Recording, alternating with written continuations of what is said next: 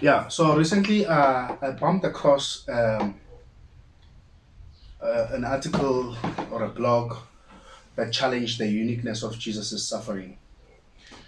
So for me, actually, I came across it from a secondary blog that was criticizing the initial blog. And the criticism was that the person who wrote the blog challenging Jesus' unique suffering was a liberal theologian from the University of Pretoria. And the secondary blog was actually condemning all seminary education. And it's an issue because there's nothing wrong with seminary education. It depends which seminary education it is. So you cannot say people who go to seminary education are liberal theologians. Because I come from a theological seminary. I spent about 5 years in a seminary, and I believe that Jesus' death was unique. So there's nothing liberal about holding a position that Jesus. There's nothing seminarian about holding a position that Jesus is unique or Jesus' death is unique or not unique. But the statement that Jesus' death is not unique means that his death is not special, and it has theological and doctrinal implications. So I'm of the view that Jesus' death was unique. There is another blog that also argues for the common death of Jesus Christ, and the person visited a soup kitchen and he challenged the pastor. The pastor could not respond. In subsequent meetings, the pastor avoided eye contact with the gentleman. And I think that training in seminary education and anticipating arguments and being conversant about the doctrinal and the other aspects of the Bible allows us to have meaningful contributions or discussions without having to save face or to avoid certain people from talking to us. The conversation we hold in the biblical area are quite uncomfortable because they tend to be very offensive. In that regard, people tend to avoid those kind of discussions.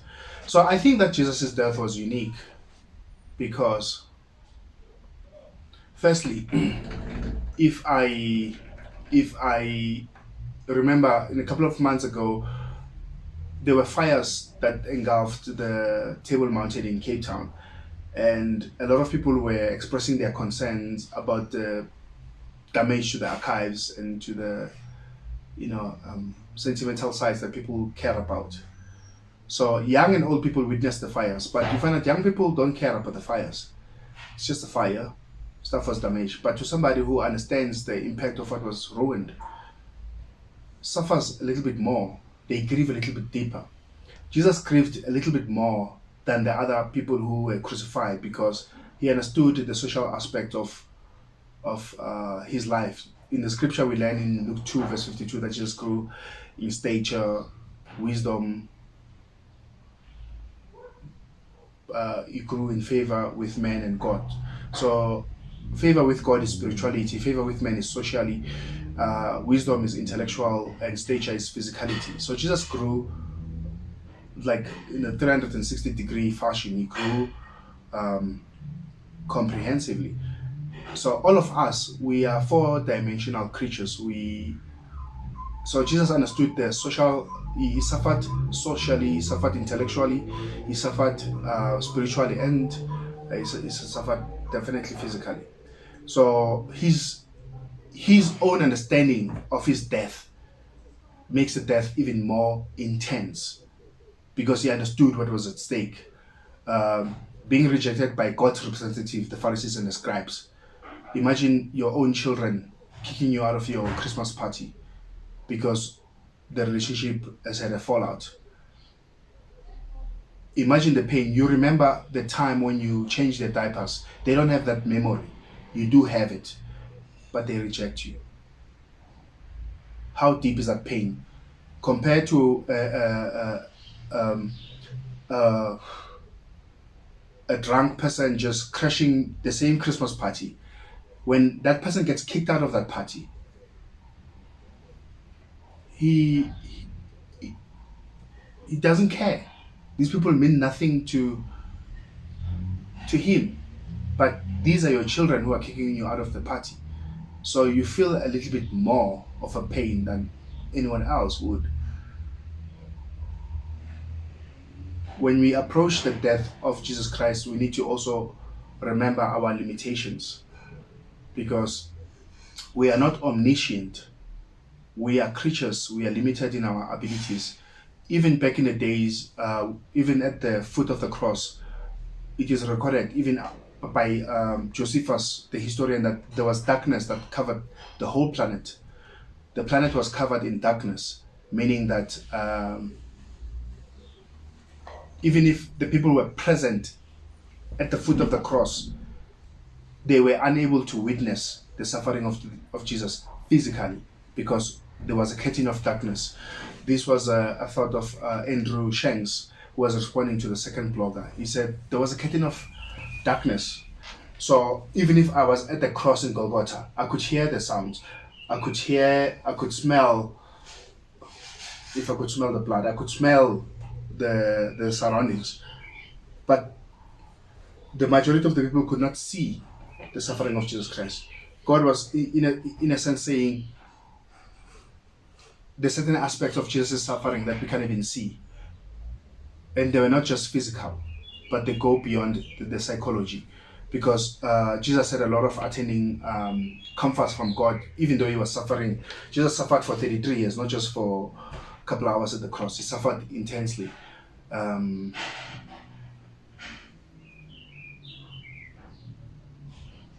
So after the report on the darkness, we read that Jesus shouted, Eloi, Eloi, lama sabachthani, meaning that he was emptied of his sonship, because he no longer said, Father, like he would say in a couple of minutes later when he said, Father, into your hands I lay my spirit. He's saying, my God, because the sense of sonship was gone. The comforts were missing that he was used to. If you compare that to the two individuals who were crucified with him, they were actually rebuking him. They were not even conscious of for a second they stopped worrying about their pain and looked at Jesus and mocked him. They joined the other people who were mocking him. Jesus did not have time to focus on other people because of his pain.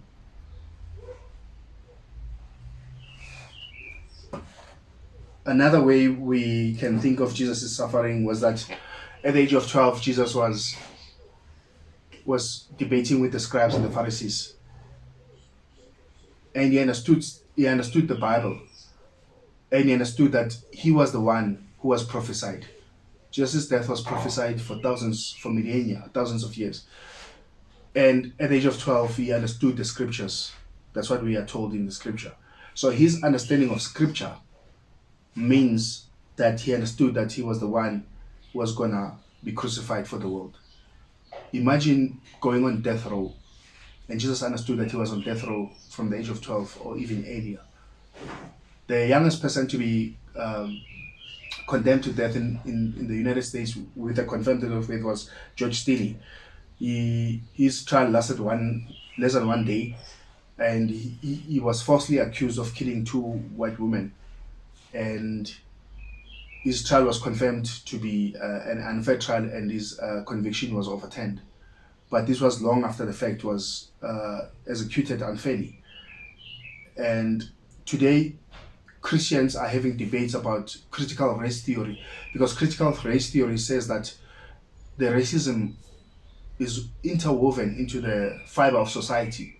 That's why a young person at the age of 14 could suffer so much injustice.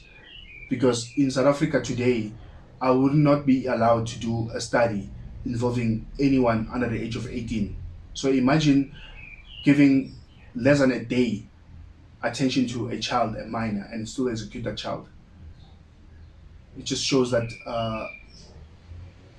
how woven into the fabric of society this bias and hatred for black people is.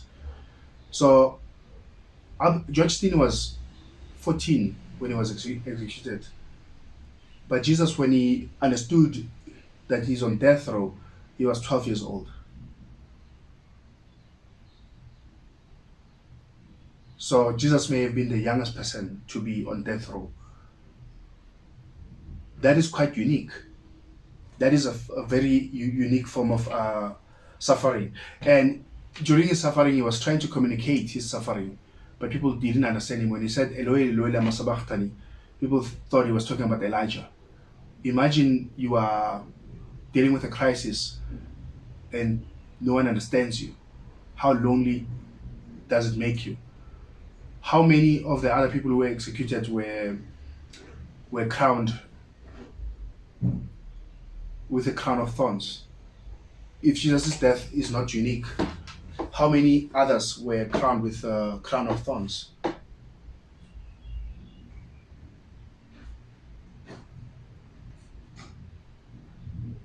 So I think that Jesus' death was unique because he was understood, he was on death row,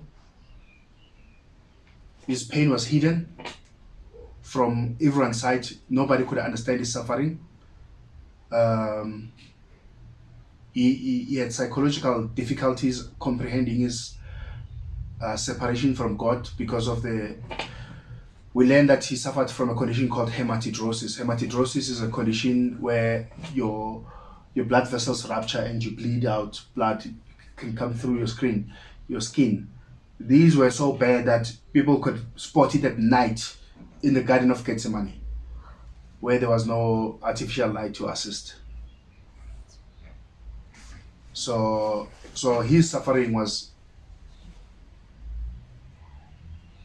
intense. Yes, dermatologists today have witnessed people with hematidrosis, people on death row. They do rupture their skins as well, just like Jesus did.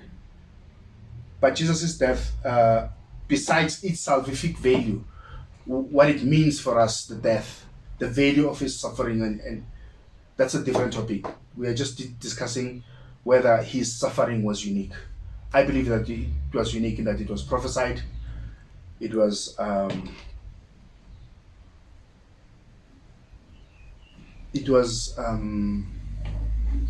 psychological, it was hidden, and it was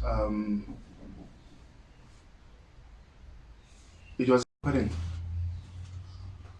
Okay, another aspect of Jesus' suffering was that he was innocent. Maybe there were innocent people who were executed. I don't know, but I think that execution should be understood that it was a form of capital punishment. So how do you execute somebody innocently? Well, it happened. There's lots of people who are being released after decades on prison because of they were wrongfully convicted.